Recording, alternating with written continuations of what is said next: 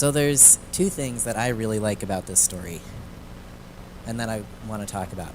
One is that there's this line near the end that some grown-ups get hung up on. And this line, I wrote it down so I would remember what it is. God created humankind in God's image, male and female God created them. And some grown-ups read that line and they think that God created only male and female. I'm like, well, but that doesn't make any sense, because we know that there's lots of people who are beyond and between male and female. I'm trans, right? Like, we don't have to go very far to see this.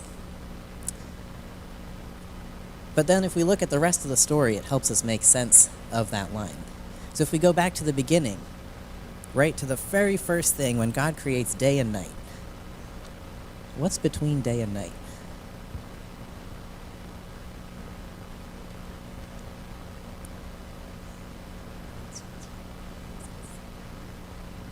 Sunset, yeah.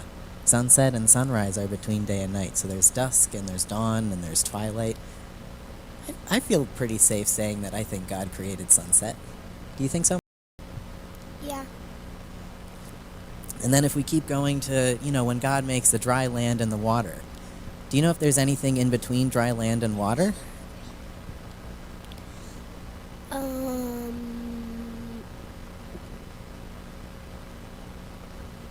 Like maybe the beach or like wet sand. There's beaches, there's wetlands, there's swamps, there's so many things that aren't just dry land or water. Can you? Water. Water, yeah. Water is good. And then, even when we were listing off all the different animals, you kind of already came to this, where there's some animals that live in the water and on the land, right? Like an axolotl and a gecko. So mostly just stay in the water. But they can go on land too. Yeah.